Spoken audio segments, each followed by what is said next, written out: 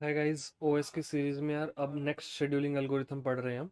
Shortest remaining time first, जो कि shortest जो फर्स्ट का ही प्रियम्पटिव वर्जन है। शॉर्टेस्ट जो फर्स्ट का ही प्रियम्पटिव वर्जन है। आइए शुरू करते हैं। ठीक है। तो यार पहले जो हमने शॉर्टेस्ट जो फर्स्ट पढ़ी थी उसमें हम क्या करते थे, जो इसका सबसे कम बर्स्ट टाइम होता था उसको एग्जीक्यूशन पर लगा देते थे, उसको रनिंग स्टेट में डाल देते थे, उसको एग्जीक्यूशन पर लगा देते थे। बट अब क्या होगा यार, वो उसको ना बीच में प्रियम्प्ट किया जा सकता है। उसमें क्या होता है, एक पिछले वाले में क्या था कि अगर एक बार प्रोसेस को लगा दिया, एक बार अगर प्रोसेस को लगा दिया, फिर उसको बीच में स्टॉप नहीं कर रहे थे, पूरा एग्जीक्यूट होने के बाद नेक्स्ट प्रोसेस एग्जीक्यूट हो रही थी। अब क्या है, प्रोसेस को बीच में रोका जा सकता है, प्रोसेस को बीच में रोका जा सकता है, क्योंकि ये है शॉर्टेस्ट जो फर्स्ट का शॉर्टेस्ट जो फर्स्ट का प्रियम्पटिव मेथड। प्रियम्पटिव मेथड जी, प्रियम्पटिव मेथड कर रहे हैं उसी का प्रियम्पटिव मेथड कर रहे हैं। आइए देखते हैं कैसे करना है। ठीक है। अभी भी सेम रूल है कि जिसका सबसे कम बस टाइम होगा वो एग्जीक्यूट होगी। पहले क्या होता था, एक बार अगर हमने प्रोसेस लगा दी फिर बस टाइम कंपेयर नहीं करते थे। बट इस बार हर एक सेकंड पर हम बस टाइम को कंपेयर करेंगे। ठीक है। तो टेबल बना लेता हूँ यार, वही वाली।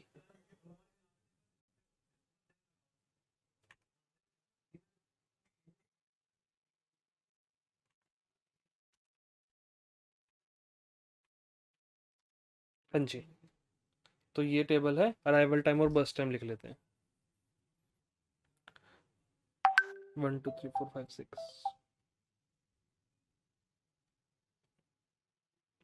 7 5 3 1 2 4। ठीक जी, अराइवल टाइम और बस टाइम ये है। आइए इसका चार्ट बनाकर देखते हैं।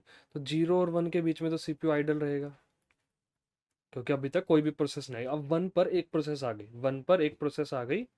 तो 1 से 2 के बीच में तो P1 रन करेगी। सेकंड सेकंड पर अभी मुझे नहीं पता कौन रन करेगा, P1 रन करेगी। सेकंड सेकंड पर अभी मुझे नहीं पता। तो P1 रन हो गई 1 सेकंड के लिए, तो इसका बस टाइम अब कितना बच गया? अब इसका बस टाइम 6 बच गया। अब इसका बस टाइम कितना बच गया? 6 सेकंड्स बच गया अब इसका बस्ट टाइम। ठीक है। 6 सेकंड बच गया। अब इसको बाद में लिख लेंगे कंप्लीशन टाइम वगैरह को। ठीक है। बस टाइम कितना बच गया? 6 सेकंड बच गया।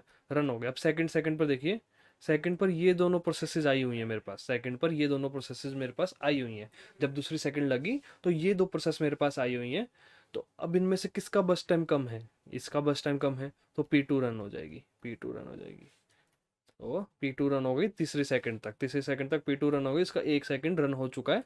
तो बस टाइम अब बचा है, एग्जीक्यूशन टाइम बचा है 4 सेकंड। अब बचा है 4 सेकंड। ठीक है। अब थर्ड सेकंड पर यार ये तीनों प्रोसेसेस मेरे पास होंगे कंपेयर करने के लिए। किसका बस टाइम सबसे कम है? मुझे तो P3 का लग रहा है। तो P3 रन हो जाएगी। ठीक है। अब इसका अगली सेकंड पर इसका बस टाइम 2 हो चुका है। 1 सेकंड के लिए P3 रन हो चुकी। बस टाइम बचा है 2। तो अब फोर्थ सेकंड पर यार मेरे पास ये चार प्रोसेसेस है कंपेयर करने के लिए। P4 रन होगी क्योंकि इसका बस टाइम सबसे कम है। P4 रन हो गई। इसका बस टाइम बचा है फिफ्थ सेकंड पर 0 मतलब कि कंप्लीट हो गई। P4 कंप्लीट हो चुकी है।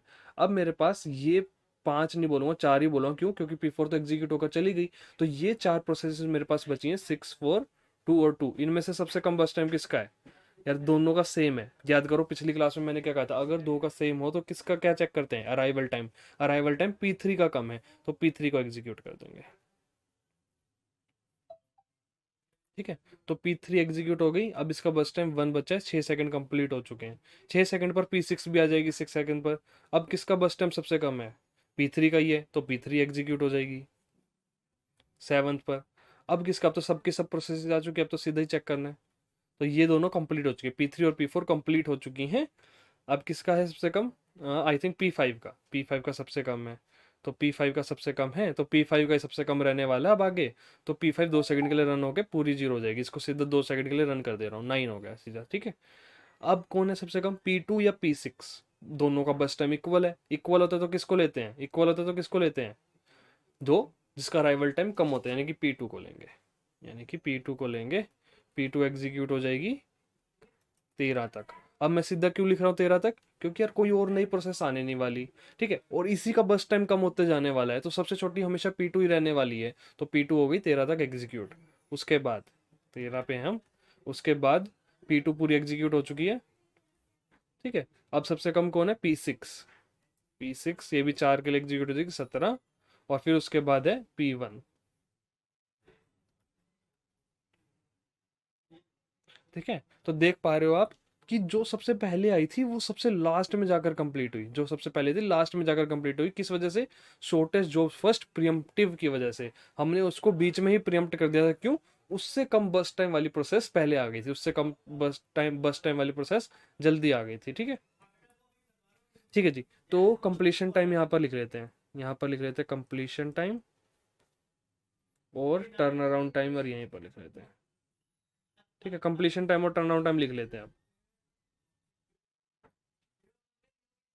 ठीक है, तो P1 कंप्लीट हुई है 23rd सेकेंड पर, P2 कंप्लीट हुई है 13th सेकेंड पर, P3 कंप्लीट हुई है 7th पर, P4 5th, P5 9th, P6 17th।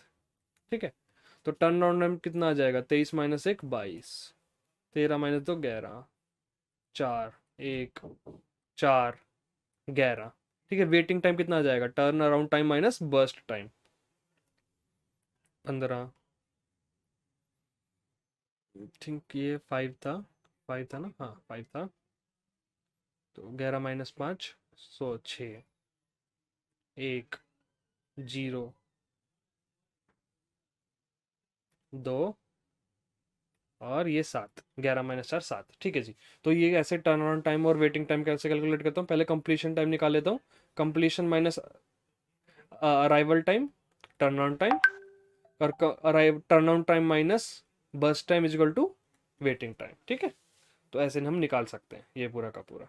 ठीक है, तो shortest job first with preemptive method, या फिर शॉर्टेस्ट रिमेनिंग टाइम फर्स्ट। यानी कि हम हर एक सेकंड पर चेक करेंगे कि यार कोई नई प्रोसेस आई है या नहीं आई है, और उनमें से सबसे कम बर्स्ट टाइम किसका है, और उसी को एग्जीक्यूशन पर लगाएंगे हर बार। Thank you.